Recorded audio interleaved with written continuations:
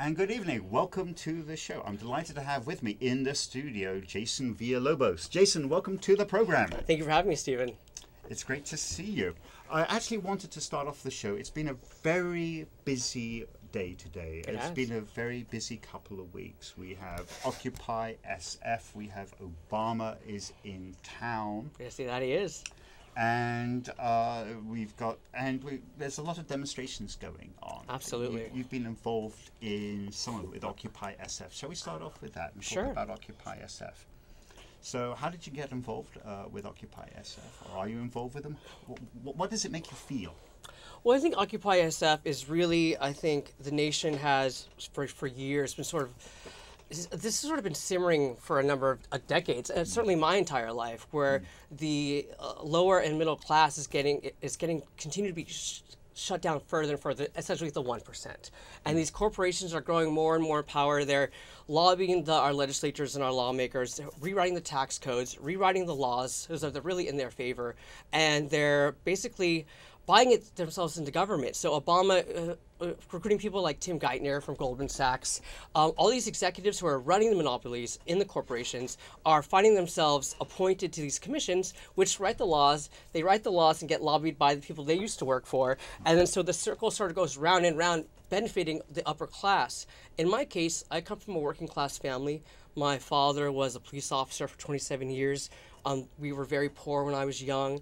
Although my parents are pretty comfortably middle class now, many of my friends are artists, waiters, performers, dancers, cabaret performers, activists.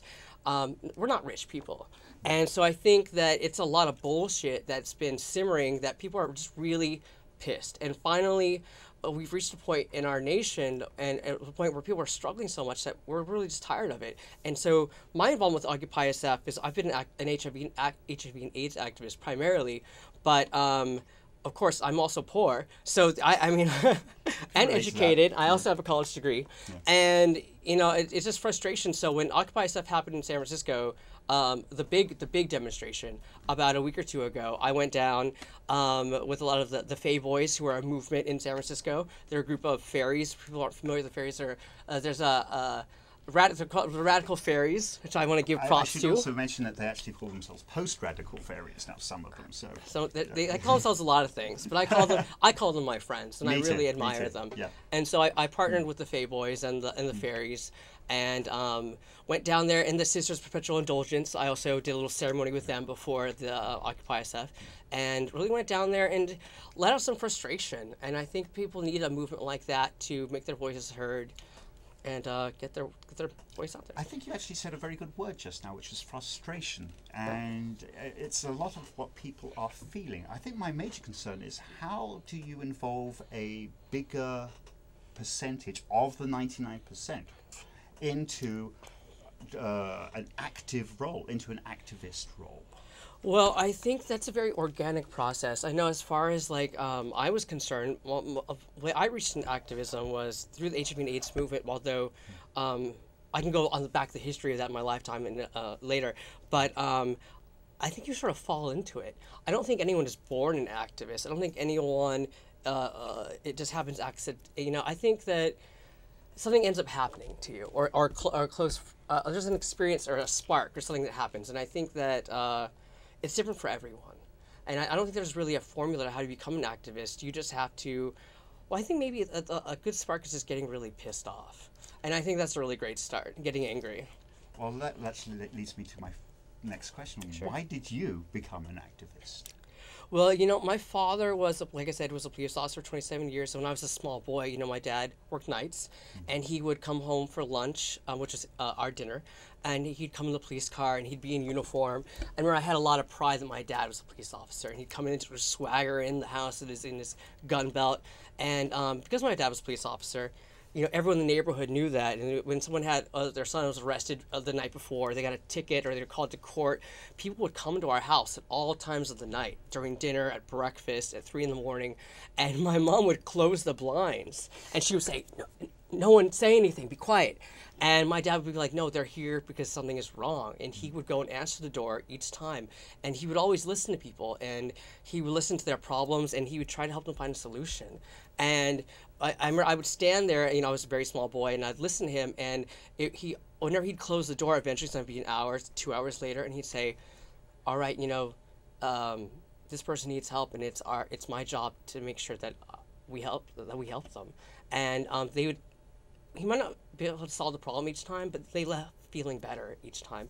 And so I really grew up with a sense that it was my duty to help people, and that a sense that if I had any way and any influence to help better people's lives, that I should exercise that ability and try to help people out. And so the root is from a very young age, and it was to help people who need help.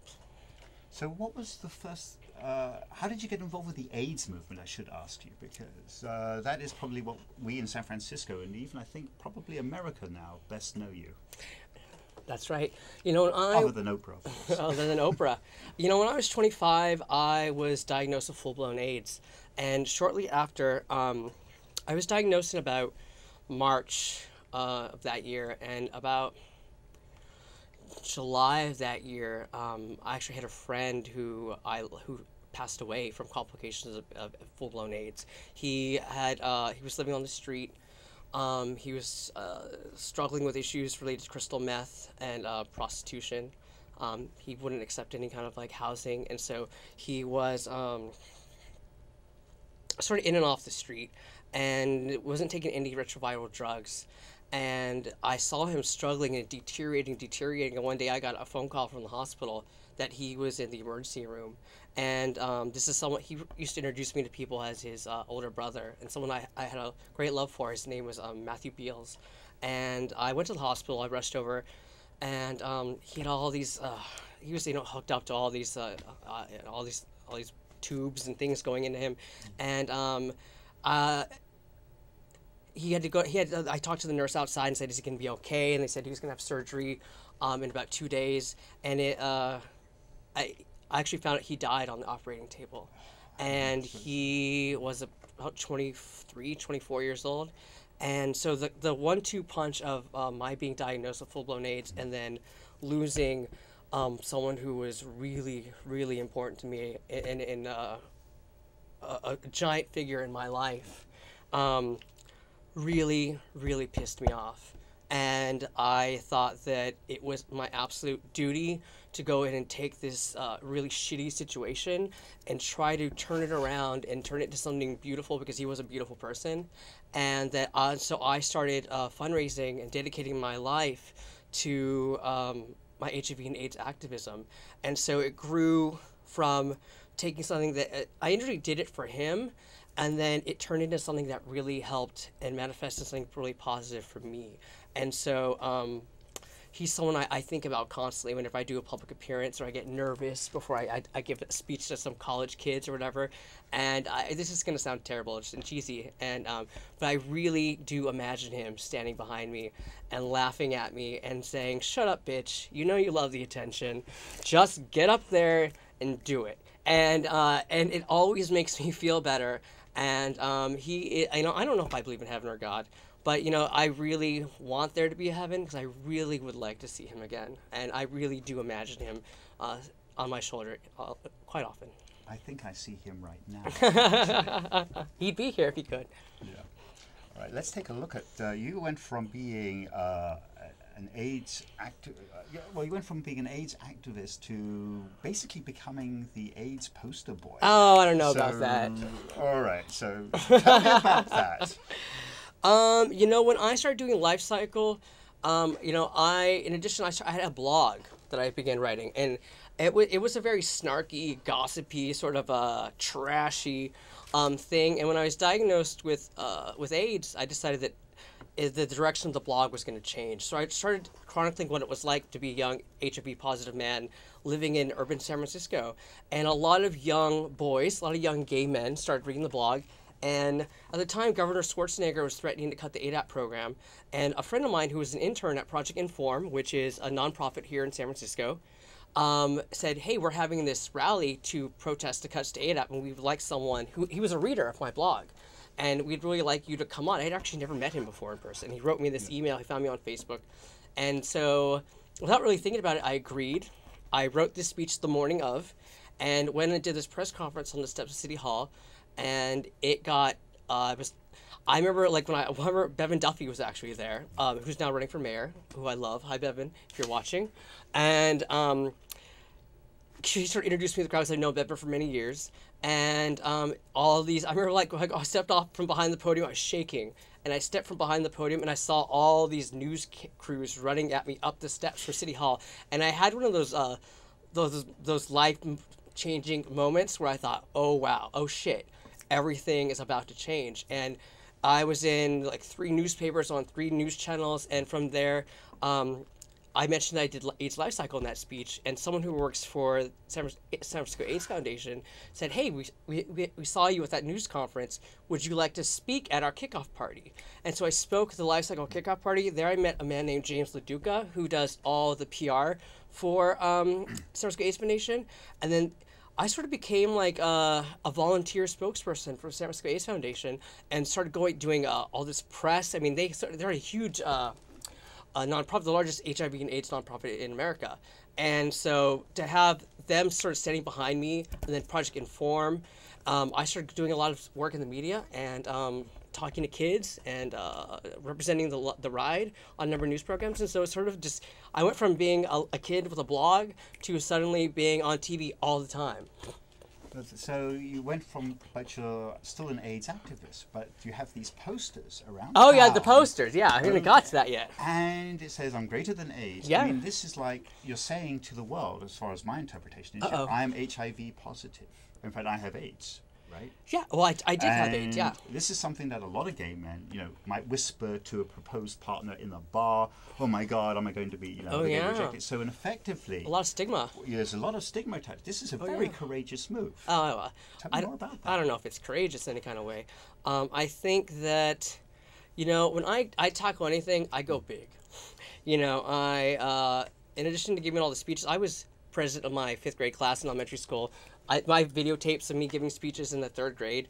I think that I live a life that's very upfront and honest, and I try to live without shame, and that's more easily said than done, is having a life without shame. Yes. But I think, and having lost someone already, I'm very young and I've lost people now, and I think at some point you just say, "Fuck you, I'm not going to allow you to kick me. I'm not going to let you make me feel embarrassed or sad or any of that. I'm HIV positive. That's the way it's going to be. That's the way it's going to be until we find a cure. And I'm not going to let you make me belittle me or make me feel less than." And I want young boys or women or kids or men or whoever it may be, our transgender friends and family, to know that you can be an out HIV positive man or woman and not have to apologize for it and not have to be afraid or ashamed. And so if I can have any part in relieving people of that and encourage them to have the courage to come out essentially as positive, I'm going to do it. And so I got that gig with the Greater Than AIDS campaign because they had, again, seen all this work. Oprah had come out before this, and I'd done all this stuff with Life Cycle and Project Inform, and they said, "Hey, where are your work? Would you be willing?" Originally, it was supposed to be 1 billboard, 1 poster, 1 ad in a magazine, but you do everything big, and a commercial.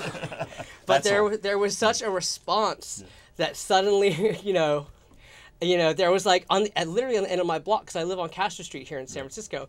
There was like a 15-foot billboard of me, and then I'd I love Kentucky Fried Chicken. I'm not afraid to admit it. And if you walk from the flagpole of the big rainbow flag in San Francisco, and you walk to KFC, I had to walk past like 3 bus shelters of like myself, and so it was a very strange thing. But you know what? People stop me all the time, and they're all young boys at parties, at clubs, and I thought, "Oh, this guy's flirting with me. He's really great. He's really cute." And then like 15, 20 minutes will go by, and in a very quiet voice, they're like, "So I saw you on those posters." The last time it happened was about 2 weeks ago, and this really great kid was talking to me, and he said, "I saw you on those posters, and I was diagnosed with full-blown AIDS." And in those moments, it becomes very real to me that they have a great effect on people, and that it's not about having my picture everywhere or being on television. It's about helping people, and it's about affecting people's lives in a positive way. And that's been so far, probably the biggest impact other than Oprah that I've done, and I'm really thankful for the opportunity to do it. There's Stephen Massey and Caroline Herter, who are two big people. Christopher Barini are two big people who work for Kaiser Family Foundation who do that, and I want to thank them for the opportunity because of the opportunity, I've been able to help more and more people, so I'm very thankful. Well, we've actually opened up the lines. The number is oh boy 415-861-6648. No one's gonna call. Of course people are going to call. We have friends, I hope. I have lots of friends. I don't know. Yeah. So we'll see. But now you mentioned Oprah. This is yes. Is this perhaps the thing you're best known for? Tell me about how did you get on Oprah? My gosh. And what was that all about? Oprah Winfrey. You know, I watched Oprah Winfrey my entire life since I was a little boy, and my mom so loved the Oprah Winfrey show that, you know, I actually promised my mom someday that I was going to write a book and I was going to be on the Oprah Winfrey show. And I'm friends with the Oprah Winfrey show on Facebook, and when they announced it was going to be her final season, I literally thought, you know, I have an ego. I thought, oh shit, I never got on the show, and I promised my mom someday that I was going to do something worthy enough of being on the show. And so, you know, it was late one night. It was actually raining. It was very dramatic. My life is very dramatic, melodramatic. It was raining, and I wrote this email to the Oprah Winfrey Show, and I said, listen, I know you're never going to read this, but I want you to know that your show has sort of been on in the background of my life. I used to come home from school, my mom would be watching the Oprah Winfrey Show, and I envision you, whenever I give a speech, to try to motivate people to help others and improve their lives. And I just want to say thank you. It was a long letter, and I said all this stuff I do with kids and HIV and AIDS activism. And, you know, when I was diagnosed with full-blown AIDS, I was sort of housebound. I couldn't work, and so I was very depressed. I developed a drug and alcohol problem, and I was just sort of like sheltered and close to myself in my house. And Oprah Winfrey would come on at 4 o'clock, and I would sort of get up, drag myself up because I was very, very sick. I had lost about 15 or 20 pounds. I was throwing up all the time. I had issues with diarrhea, and I was ashamed to go outside because I had lost a lot of weight. And so I'd get up and I'd watch the Oprah Winfrey Show every day. Every single day I'd get up, and I'd get up out of bed and watch. And her show for me is about people coming back from an incredible tragedy and being able to turn their lives around and say, you know what? Yes, this happened. Yes, I'm going to acknowledge it. I'm not going to let this defeat me, and I'm going to get out there and still make my life something extraordinary. And so I wrote her this letter and saying, you know, I've watched you my entire life. I was housebound for for a while. I watch you every day. I now talk to people and try to become a positive light in their lives. And I know you're never going to read this, but thank you so much. You've affected my life in a very real way, and I'm trying to do the same for others. And it was 2 weeks later that show actually phoned me, and about 3 months later, I was flying to Chicago to attend the Oprah show. Now I have to tell you, I've never watched Oprah. Not everyone's a fan. Not everyone's a fan, and it's just because it's not. I live a very isolated and insular life. There you go. I have to say, even your posters, I never would have recognized you, quite frankly, until I met you. Sorry and all that. But, that's okay. I was visiting my mother in Arizona over Christmas last year, and it turned out that Oprah's favorite things, her last favorite things, were on the air. Yeah, that's true. And that was the show you were on. I know. So this is like the first time we met in the realm of media, if you will, where there you were, and what did you win? What did you get? I mean, tell me about that show, because you had expectations that you were going to be interviewed for your work in activism. I did. So the entire audience of that show were all volunteers or nonprofit workers. We have a call coming in. Oh my God, someone's calling. Okay. All right.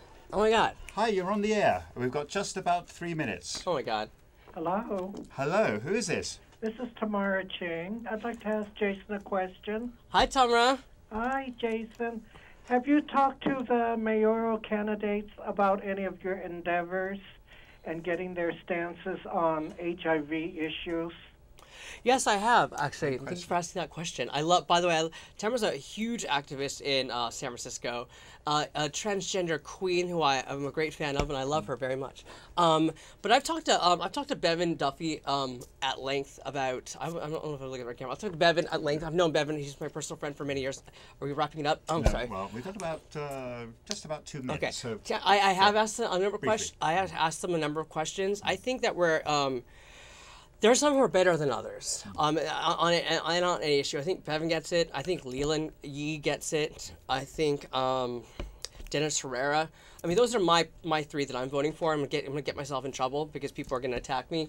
But Tamara, I know Tamara is very pro Leland, and I like Leland. But I'm voting for Bevan, Herrera, and Chu actually. But there are ones that are better than others in the essence of time. Yes. We'll tackle that, Tamara, when I see you, and I love you. Thank you for calling. But yeah, some of them are better than others. Bevan and Herrera are really great. Back to Oprah. Oh, go back you to live in Oprah. San Francisco. You win all this incredible stuff. I have to basically let it out there. You're on the Favorite Things show. I was, right? okay. You win the car. You get all this amazing stuff. You live in San. What did you do with all this stuff? What did you do with the car? And What did I do with the car? yes, I sold the car. I sold the car. I needed the money. It's great. I mean, it was like, it was a lot of money for me. But other than I won a VW Bug, which was fantastic. And I was jumping up and down on television when people stopped me at the supermarket, in clubs, at the farmers market, on the sidewalk.